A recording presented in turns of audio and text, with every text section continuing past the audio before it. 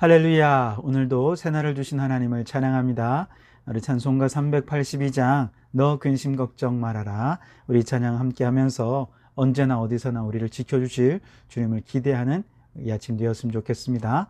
1절과 2절을 함께 찬송합니다. 너 근심 걱정 말아라. 주 너를 지키리. 주 날개 밑에 거하라. 주 너를 지키리. 주 너를 지키리. 아무 때나 어디서나 주 너를 지키리. 늘 지켜주시리. 어려워 낙심될 때에 주 너를 지키리. 위험한 일을 당할 때 주 너를 지키리. 주 너를 지키리. 아무 때나 어디서나 주 너를 지키리. 늘 지켜주시리.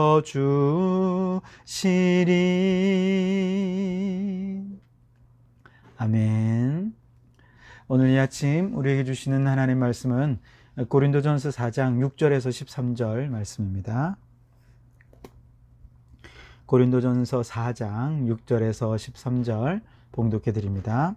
형제들아, 내가 너희를 위하여 이 일이 나와 아볼로를 들어서 본을 보였으니 이는 너희로 하여금 기록된 말씀 밖으로 넘어가지 말라 한 것을 우리에게서 배워 서로 대적하여 교만한 마음을 가지지 말게 하려 함이라. 누가 너를 남달리 구별하였느냐? 내게 있는 것 중에 받지 아니한 것이 무엇이냐? 내가 받았은즉 어찌하여 받지 아니한 것 같이 자랑하느냐? 너희가 이미 배부르며 이미 풍성하며 우리 없이도 왕이 되었도다. 우리가 너희와 함께 왕노릇하기 위하여 참으로 너희가 왕이 되기를 원하노라. 내가 생각하건대 하나님이 사도인 우리를 죽이기로 작정된 자같이 끄트머리에 두셨으며 우리는 세계 곧 천사와 사람에게 구견거리가 되었노라. 우리는 그리스도 때문에 어리석으나 너희는 그리스도 안에서 지혜롭고 우리는 약하나 너희는 강하고 너희는 존귀하나 우리는 비천하여 바로 이 시각까지 우리가 줄이고 목마르며 헐벗고 매맞으며 정처가 없고 또 수고하여 친히 손으로 일을 하며 모욕을 당한 즉 축복하고 박해를 받은 즉 참고 비방을 받은 즉 권면하니 우리가 지금까지 세상에 더러운 것과 만물의 찌꺼기 같이 되었도다. 아멘. 오늘도 이 말씀을 통해 우리에게 주신 하나님의 음성을 듣게 되길 바랍니다. 이번 주간에는요, 대학생들이 이제 방학을 하게 되면서 청년들 위한 다니엘 기도회가 지금 진행이 되고 있습니다. 오륜교회 김은호 목사님을 필두로 해서 우리 오누리교회 이재우 목사님, 또 만락교회 김병삼 목사님, 지구촌교회 최성은 목사님, 삼일교회 송태근 목사님, 또 CCC의 박성민 목사님까지 아주 우리나라에서 청년사역이라고 하면 최고 가는 분들이 말씀을 전하십니다. 또 우리나라에서 아주 최고라 하는 찬양팀들이 다 모여서 은혜로운 찬양을 이끌어가고 있고요. 다양한 간증자들의 간증까지 어우러지면서 아주 은혜로운 시간이 이어지고 있습니다. 그 가운데 첫째 날 간증은 배우 이성경 씨가 특송과 함께 간증을 했는데요. 할머니께서 돌아가시던 때의 이야기를 하는 걸 들었어요. 당시 그는 안팎으로 여러 어려움이 있어서 영적으로는 굉장히 침체된 상황 가운데 있었는데 할머니마저 돌아가신 것이죠. 얼마나 마음의 상심이 컸겠습니까? 그때 아버지는 할머니 살아생전 더 잘해주지 못한 것에 대해 슬픔을 가지고 있었고 본인은 이렇게 계속해서 이어지는 악재로 인해 어려움으로 힘들어하고 있었죠. 그러다가 문득 그런 생각이 들었어요. 할머니는 지금 저 천국에서 우리가 이 세상에서 다 못해드린 것들 다 누리고 정말 풍성한 은혜 가운데 아버지 하나님과 함께 거하고 계실 텐데 왜 우리는 이렇게 슬퍼하는 건가? 왜 나는 이렇게 힘들어하는 건가? 이렇게 생각하던 중에 한 가지 깨달음이 온 거죠. 70년 많아야 80년, 길어야 100년이 되는 이 세상, 저 하나님의 나라에서 보면, 할머니 사시는 저 천국에서 보면 이 세상은 자그마한 점에 불과한 것이죠. 우리는 그 안에서 정말 이것이 슬프고 저게 힘들고 아프고 정말 크고 작은 문제로 인해서 어려움을 당하면서 아등바등하며 그렇게 살아가지만, 사실 그 할머니가 있는 천국에서 우리 이 인생을 바라보면 그저 점 하나에 불과하고, 그 점 안에서 보이지도 않는 문제를 가지고 우리는 이렇게 끙끙대고 앓고 있으니 이거 얼마나 참 어리석으냐 하는 생각이 드는 것이죠. 그러면서 정말 눈에 보이지 않는 이 점보다도 더 작은 이 문제 때문에 끙끙대지 말고 더 이상 이 문제로 얽매이지 말자 하는 생각이 들면서, 보이지도 않는 별것 아닌 문제로 힘들어하면서 죽겠다, 살겠다, 이러는 우리의 어리석은 인생이 참 너무 하찮게 여겨지더라는 거예요. 그렇게 생각하는데, 그렇게 크게 그동안 보이던 문제들이 정말 한순간 무너지는 것을 느끼게 됩니다. 아무것도 아니란 게 경험이 된 거죠. 모든 문제들이 저 하나님의 나라, 저 종말의 관점에서 보니까 다 한순간에 무너지게 되고 새 마음과 새 각오를 가질 수 있게 되었다 하는 간증을 들었습니다. 사실 안 믿는 사람들도요, 죽음을 앞두고 있으면 그가 그동안 살아온 삶이 새롭게 보인다고 말하지 않습니까? 하물며 우리 믿음의 사람들은 하나님의 심판이 있고 죽음 이후에는 천국과 지옥이 있다는 걸 우리는 다 알고 있잖아요. 우리가 이것을 믿는다면 그러한 종말의 관점에서 오늘 이 세계를 바라보면 우리가 그렇게 크게 보이는 문제들 아무것도 아닐 수 있고요. 우리가 그렇게 쩔쩔매는 문제들도 사실은 하나님의 관점에서 보면, 종말의 관점에서 보면 별것 아닌 문제로 얼마든지 여유롭게 넘어갈 수 있을 거라 하는 것입니다.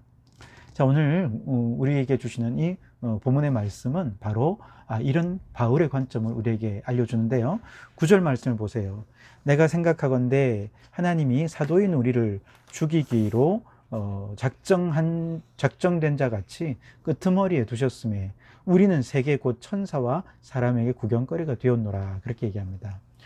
그러니까 바울 자신은 사도로서 지금까지 항상 세상의 끄트머리에 선 것 같은 그런 사역, 즉 종말을 염두에 둔 그런 사역을 했다는 것이죠.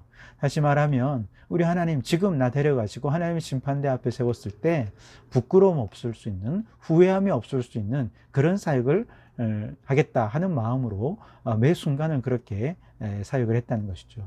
그렇게 종말을 염두에 두고 종말의 관점에서 오늘 우리가 사도로서 혹은 행하는, 기독교인으로서 행하는 사역들을 바라본다면 그 전에 바라보던 것과는 차원이 또 달라질 거라는 것이죠.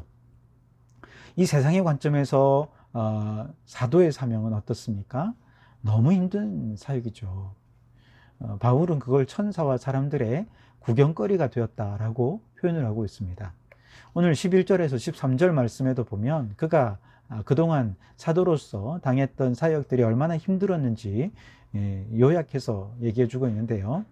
바로 이 시각까지 우리가 줄이고 목마르고 헐벗고 매맞았으며 정처가 없고 또 수고하여 친히 손으로 일을 하며 모욕을 당한 즉 축복하고 박해를 받은 즉 참고 비방을 받은 즉 권면하니 우리가 지금까지 세상에 더러운 것과 만물의 찢기같이 되었도다, 그렇게 얘기를 하죠.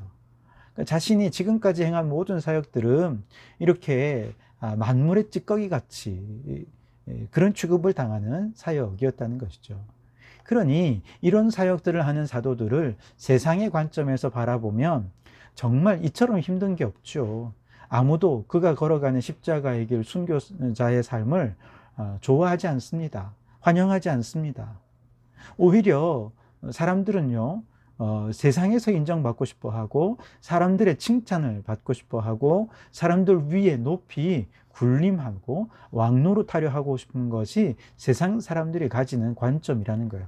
그런데 바울은 이 관점에서 보면 자신의 지금까지의 사역은 너무 힘든 사역이지만 저 세상의 끄트머리, 종말이라고 하는 관점에서 오늘 그의 사역을 바라보는 것이죠. 그러니까 세상에서는 비방과 모욕과 찌꺼기 취급당하는 그런 것이라 하더라도 종말의 관점에서 보니까 이게 너무 귀한 거예요. 사람들의 모욕이나 찌꺼기 취급당하는 건 아무것도 아니고, 지금 하나님을 위해서 행하는 일들은 하나하나가 너무 하나님 보실 때 칭찬해 주실 일이고 축복해 주시는 일이 된다는 거예요. 마지막 하나님께서 하나님을 위해 세상에 찌꺼기 같이 된 우리들 사역을 반드시 칭찬해 주시고 축복해 주십니다. 그래서 우리를 저 영원한 천국으로 이끌어 주셔서 하나님 보좌 우편에서 온 천하 만국을 다스릴 권세를 주셔서 주의 우편에서 왕노릇하는 축복을 주실 것이다 라고 하는 확신을 가지고 이렇게 사도의 사명을 감당하니까 바울이 행하는 모든 사역이 그렇게 귀할 수가 없는 것이죠. 그런데 안타깝게도 고린도 교회 성도들은 이러한 종말의 관점이 없는 거예요. 끝에서 오늘의 삶을 바라볼 줄 아는 안목이 없는 것이죠. 그러니까 세상 사람들과 똑같이 사람들의 인정을 구하고 사람들의 칭찬을 구하면서 자신의 지혜와 능력을 자랑하고 세상에서 왕노릇하는 것을 기대하고 살아가더라는 것이죠. 8절을 보세요. 너희가 이미 배부르며 이미 풍성하며 우리 없이도 왕이 되었도다. 우리가 너희와 함께 왕노릇하기 위하여 참으로 너희가 왕 되기를 원하노라. 종말론적인 관점, 또 하나님의 심판대 앞에 설 것이다 라고 하는 생각이 없으니까 세상에서의 관점만 가지고 그저 이 세상에서 이미 하나님께서 다 주셨음에도 불구하고 그런 모든 것들이 로 인해서 자기가 배부르고 풍성하고 그런 부풀어 오른 자아의식에 고취되어서 교만하게 된 것이죠. 그래서 자기가 어떤 일을 이룬 것처럼 스스로 왕노릇하면서 자신이 심판자가 되어서 예수님의 이름으로 다른 사람을 비난하고 정죄하고 판단하는 그런 모습들을 행하더라는 것이죠. 그러나 바로 이런 것은 이미 선을 넘어간 것이다. 바울은 얘기합니다. 6절을 보세요. 형제들아, 내가 너희를 위하여 이 일에 나와 아볼로를 들어서 본을 보였으니 이는 너희로 하여금 기록된 말씀 밖으로 넘어가지 말란 것을 우리에게서 배워 서로 대적하여 교만한 마음을 가지지 말게 하려 함이라. 기록된 말씀 밖으로 넘어가지 말아라. 이 일에 우리가 본을 보였다. 그렇게 말을 하죠. 기록된 말씀 밖으로 넘어가지 않는다. 이건 뭐예요? 성경을 과장하지 않는다는 것이죠. 오해하지 않는다는 것입니다.